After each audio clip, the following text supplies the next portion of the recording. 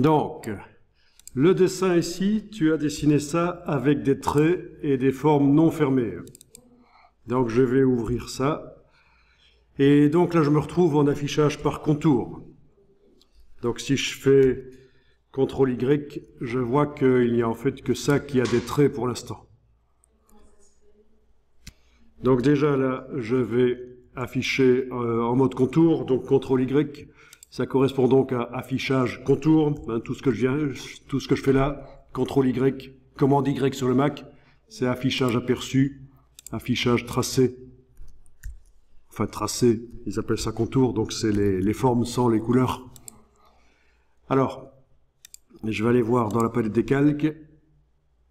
Donc, il y a la photo qui t'a servi de modèle que tu as mis en transparence par-dessus. Il y a Calque 3 avec des objets que j'ai déjà déverrouillés. Il y en avait certains qui étaient verrouillés, je pense, à l'intérieur. Je les ai déverrouillés. Donc, dans la colonne ici, j'ai enlevé les verrous. Alors, les cheveux ici qui entrent dans les formes, dans ces formes-là, je vais les supprimer. Enfin, pas les supprimer, les masquer temporairement. Donc, je teste avec la flèche noire. Oui, clic, majuscule, clic, majuscule, clic, majuscule, clic. Donc, c'est vraiment tous des traits ouverts que tu as fait. Hein. Si on regarde, ah oui, c'est ça, c'est un trait ouvert, celui-ci. Donc là, je m'éloigne un peu du sujet des cheveux parce que je veux regarder ce que tu as fait. Oui, c'est pas des formes fermées. Et c'est là tout le problème. Ce ne sont pas des formes fermées, ce sont des traits. Mais ce ne sont pas des formes, tu as dessiné tout avec des traits qui ne sont pas des formes fermées. Une forme fermée, c'est bien sûr ce genre de choses. Quand on dessine, c'est une forme. Voilà, on fait la forme et on vient la fermer. C'est une forme fermée. Tandis que toi, tu as fait des traits. Voilà. Ici, CTRL-clic pour désélectionner. CTRL-clic pour désélectionner. Ceci dit, si on dessine assez loin, ah non, il faut vraiment faire CTRL-clic avec le crayon qui reste sélectionné. Donc ce sont des traits, tu as fait avec des traits comme ça en fait. Des traits, et tu as assemblé les choses d'une certaine manière. Voilà, tu as dessiné avec des... Et finalement, ça peut faire des formes... ça peut faire des formes qui ont l'air d'être fermées, mais en réalité, c'est un assemblage de traits, quoi. Mais du coup, est-ce que je recommence tout? Et bien sûr, il faut que tu recommences tout. Mais non. Hein. Non, mais après, ça ne m'arrange pas. Mais non, hein, bien sûr que non. Il y a une solution. Parce qu'on peut dessiner comme ça, hein, c'est pas interdit, on peut dessiner comme ça, voilà. Donc ça, c'est pas une forme fermée. Vraiment, au sens technique de Illustrator, c'est pas une forme fermée, ceci. Voilà, donc ceci, je vais supprimer.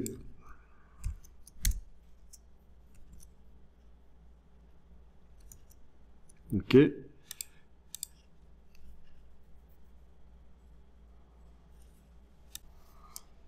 Voilà, donc je vais prendre la flèche noire et sélectionner ça, clic, majuscule, clic, majuscule, clic, majuscule, clic. Je vais dans Objet, Masquer, Sélection. Donc voilà, dans le calque où ça se trouvait, les yeux sont partis en face de ces traits-là. C'était quand même plus facile d'utiliser Objet, Masquer, Sélection plutôt que d'essayer de trouver ici. Enfin, ceci dit, oui, quand ils étaient sélectionnés, on avait quand même les petits carrés qui indiquaient où ils étaient, mais bon, voilà. Alors, les traits qui restent là, celui-ci, ah oui, celui-ci c'est aussi pour la coiffure, en fait. Ok, donc dans la palette des calques, il est là. Oui, donc je vais enlever l'œil, voilà. Ça, on le récupérera après. Ici, je vais englober tout ça et mettre une couleur noire. Donc, je vais aller dans le nuancier. Une couleur noire sur quoi? Ben, sur le contour. Sur le contour. Il y a des points d'interrogation pour dire que oui, certains ont déjà une couleur et d'autres pas. Donc, c'est hybride comme sélection. Alors, menu, fenêtre, nuancier. Et c'est là que je remarque que le nuancier, en fait, il est vide. Tout comme la palette des formes, tout comme la palette symbole. Pourquoi? Mais parce qu'en fait, au lieu de faire un document Illustrator et d'importer ta photo, tu as ouvert la photo. Tu as fait fichier ouvrir et donc on se retrouve avec un document Illustrator qui n'a rien, qui n'a absolument rien. Alors, on va double-cliquer là-dessus parce qu'en fait, par le nuancier, j'arrive pas à créer une nouvelle nuance. C'est grisé. Voilà, donc je vais double-cliquer sur l'échantillon ici et aller choisir la nuance dans le sélecteur qui s'ouvre. OK. Donc voilà, il y a des traits. Ça a l'air correct maintenant. Alors ceci dit, si j'avais besoin du nuancier, et je vais en avoir besoin pour la suite, je vais aller le chercher en fait dans le menu en bas du nuancier ici. Dans la bibliothèque, on a nuancier par défaut et on a le RVB, le CMJN. Bon, je vais aller chercher le RVB. Donc voilà le nuancier RVB avec des couleurs bien vives. Il y a des couleurs super vives là. Tiens, on a le nuancier pour l'impression qui est arrivé avec des couleurs plus ternes. C'est ces couleurs-là que j'aurais dû avoir quelque part ici dans le nuancier si ça avait été fait correctement. Un nouveau document est importé. Oui, parce que quand on fait un nouveau document et qu'on choisit, par exemple, de démarrer de impression A4, ce sont des modèles préexistants de documents qui sont là dans le dossier de Illustrator et ils ont déjà tout ce qu'il faut, les nuances, les brushes, tout ça. Voilà, maintenant, quand je fais un CTRL-Y, je suis en affichage aperçu, ben, je vois qu'il y a des traits partout. C'est vrai qu'il y a des choses qui se superposent, des traits qui sont un peu redondants. C'est pas très grave, c'est pas très grave. C'est vrai qu'on pourrait en retirer certains, lesquels, voyons un peu avec la flèche blanche plus, au cas où on aurait des groupes. Pourquoi est-ce qu'on a ça? Ah oui, c'est le bras, d'accord. Le bras et la robe. Il y a un trait commun, mais c'est pas très grave, on va faire avec. De toute façon, c'est une impression, c'est un dessin de stylisme, donc c'est une impression. Ça ressemble fort à un dessin technique à plat, ce que tu as fait, donc ce qui est normalement la phase après le dessin de stylisme. Mais bon, on peut malgré tout voir. Après, il faudra quand même essayer de se lâcher et de faire des choses un peu plus expressives. Donc, la souris, ça te coince un peu. Donc, ce que tu peux faire, si tu n'as pas la tablette graphique, c'est dessiner sur papier. C'est pas interdit de dessiner sur papier et de photographier ou de scanner et de le récupérer dans Illustrator et de vectoriser. Mais il y a une vectorisation spéciale dans ce cas-là. Ce sera une vectorisation en mode contour pour obtenir juste les traits dessinés. Et ça, on pourra faire un test, c'est intéressant parce que c'est vrai que c'est pas toujours évident de dessiner directement dans le logiciel et c'est vraiment très conseillé de continuer à utiliser les techniques traditionnelles comme le papier et de faire ça sur papier si vous vous sentez à l'aise. Et puis, vous, avec un bon appareil photo, une bonne lumière, vous photographiez, vous récupérez ça dans le logiciel, vous demandez à Illustrator de tracer lui-même les vecteurs. Et oui, parce qu'il ne faut pas vous-même essayer de redessiner par-dessus votre dessin, ce serait une perte de temps. Il peut le faire tout seul, hein, tracer des... si vous aviez fait un truc comme ça sur papier, il peut vous refaire les traits comme ça sans problème. Alors, ici... Ce que je vais faire, c'est sélectionner tout. Voilà. Et voyons un peu. Dans la palette des calques, on a donc des objets qui sont sur deux calques. Ce calque-là, oui, ça se voit de toute façon, avec la couleur des vecteurs. Et ça, c'est ça. Donc il y a des vecteurs sur des vecteurs verts et des vecteurs rouges quand on sélectionne tout. On voit à quel calque ça appartient. C'est ça l'intérêt. Mais peu importe, parce qu'ici, tout va être réuni en un seul objet de toute façon, avec la technique que je vais appliquer maintenant, qui est la peinture dynamique, qui permet de coloriser, justement, c'est une solution qui est apparue dans l'histoire du développement de Illustrator, une solution pour arriver à remplir des formes qui sont faites par différents traits assemblés. Ce ne sont pas des véritables formes vectorielles fermées de Illustrator. Visuellement, on a l'impression que ce sont des formes fermées, mais en réalité, techniquement, ce ne le sont pas. Et donc, cette technique nouvelle, relativement nouvelle dans Illustrator, permet de, malgré tout, coloriser des dessins comme ça.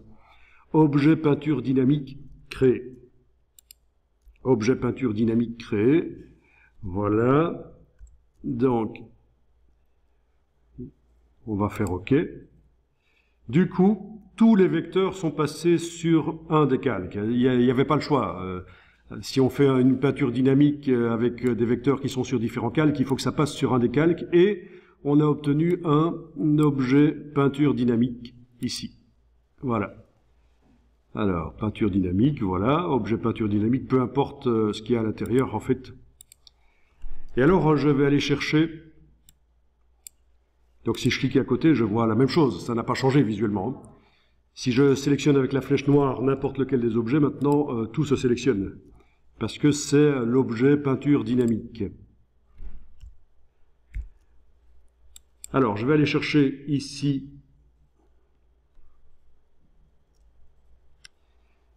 derrière l'outil concepteur de forme.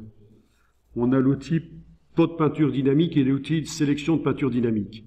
Donc, c'est ces deux-là qui vont ensemble. Celui-là est un peu à part, il n'a pas grand-chose à voir. Donc, je vais entrer dans le menu et aller les détacher. Je vais aller jusqu'à la barre verticale. Voilà. Alors, outil de sélection de peinture dynamique. Avec ça, je vais pouvoir aller sélectionner certaines choses. On voit quand on survole ce qu'on va sélectionner. Voilà. Par exemple, ici, je vais commencer par les bras. Je clique. Ça apparaît en grisé avec des petits points pour m'indiquer que c'est sélectionné. Je peux aussi aller sélectionner l'autre bras avec la touche Shift, la touche majuscule. Je clique. En principe, les deux sont sélectionnés, oui. Je vais essayer ici aussi le cou, la tête. Et ça, ce sont des jambes, c'est la peau. OK, voilà. Bon, ben ça, c'est une première sélection. Si j'avais sélectionné trop, un clic majuscule l'enlève, en fait. Hein. OK. Et puis alors là, je vais aller appliquer une couleur. Et en fait, la couleur que j'applique n'a pas d'importance parce qu'après, on va la modifier. Mais, et là, je vais appliquer une couleur de fond. La case fond est à l'avant-plan, donc dans le nuancier, je vais aller appliquer ça, voilà. Ensuite, je vais aller sélectionner ceci, et je vais mettre une couleur. Tiens, sur les manches ici, clic, majuscule, clic, je vais mettre un vert différent. Comme ça, vous verrez après qu'on peut réunir malgré tout ensemble les choses. Ça, c'est censé être du blanc ou du gris. Voilà. Il faut mettre une couleur pour bien faire pour la suite, c'est mieux. Voilà, voilà.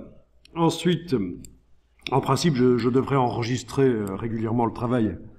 D'ailleurs, je vais le faire ici.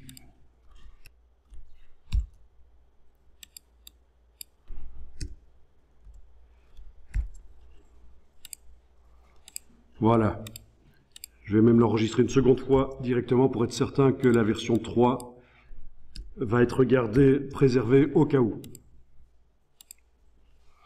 Bien, alors le problème avec la peinture dynamique, c'est que oui, on peut mettre des dégradés, oui, on peut mettre des motifs, mais pour modifier l'orientation des dégradés facilement, la dimension des motifs et tout ça, c'est compliqué. Ça marche pas très bien. Donc, ce qu'il faut faire pour pouvoir travailler normalement sur ce document, c'est finaliser la peinture dynamique. Donc, la sélectionner d'une manière ou d'une autre, soit avec la petite rondelle ici, soit avec la flèche noire en cliquant sur elle, n'importe où, tout est sélectionné. Et on fait objet peinture dynamique décomposé. Objet peinture dynamique décomposé. Alors, si je vais voir dans la palette des calques ce qu'on a obtenu, un groupe, c'est plus peinture dynamique, c'est un groupe de vecteurs, dans lequel on a dans un groupe les traits. Je vais cliquer ici à côté pour qu'on voit mieux. Juste les traits. Et dans l'autre groupe, c'est juste les couleurs. Et alors l'idée, c'est d'aller, déjà peut-être que je vais aller verrouiller les traits, parce que les traits, je ne veux pas y toucher pour l'instant. Ce sera intéressant éventuellement de tester de mettre des brushes artistiques dessus pour essayer de s'éloigner de ce côté un peu Kraftwerk, un peu infographique. Hein. Donc, avec la flèche noire, si on essaie de sélectionner, bien sûr, ça sélectionne tout parce que c'est un groupe. Je clique à côté. Si on veut sélectionner des objets qui font partie d'un groupe, c'est la flèche blanche plus qu'il faut prendre. Hein. Voilà. Et alors là, on peut aller sélectionner certaines choses, dont notamment ceci, voilà, sur lesquels on va pouvoir mettre tout à fait normalement des motifs ou des dégradés, ce qu'on veut. Et si on veut que les manches fassent partie de la même forme, on va faire clic, majuscule clic, hein, je recommence en cliquant à côté, clic, majuscule clic, et avec le Pathfinder, on va les réunir en une seule forme. Menu fenêtre, Pathfinder, en utilisant l'option réunion. Alors, ici, pour ce que je vais faire là maintenant, je vais temporairement enlever l'œil en face du groupe des traits pour qu'on voit est-ce que les formes se touchent vraiment. Il n'y a pas d'interstice. Oui, elles se touchent en principe. Ça va donc bien fonctionner. Donc, réunion. Et alors, la couleur que ces trois formes réunies en une seule va prendre, c'est la couleur de la forme qui est le plus au-dessus dans l'empilement. Mais ça n'a pas d'importance, mais ça explique pourquoi quand on réunit des formes qui ont différentes couleurs, ça prend une des couleurs. Ce sera dans ce cas-ci, si je regarde cette couleur-là, en fait, le dégradé. Donc, voilà, réunion, et ça a fonctionné.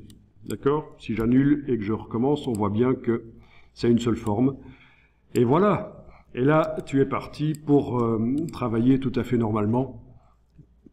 Donc, voilà comment il faut faire. Si vous avez fait un dessin au trait, ce n'est pas un problème du tout. Vous pouvez travailler comme ça. Mais la peinture dynamique va permettre de définir les zones. Non, la peinture dynamique, ce qu'elle permet, c'est avec des traits qui sont des formes non fermées, ça va permettre de définir les zones qu'on veut colorer. Voilà. Parce que ça, justement, c'est un système qui ne s'occupe pas de savoir si mathématiquement les formes sont fermées ou pas. C'est ce qu'on voit. Ça fonctionne un peu comme nous, on voit les choses, on voit des formes fermées, même si mathématiquement elles sont pas fermées vraiment. Voilà. Voilà, par exemple, ici, oui, ça c'est pas une forme fermée, donc on sait pas en faire grand-chose normalement dans Illustrator. Si on avait Illustrator d'avant le système peinture dynamique, on serait très mal pour arriver à faire quelque chose avec ça.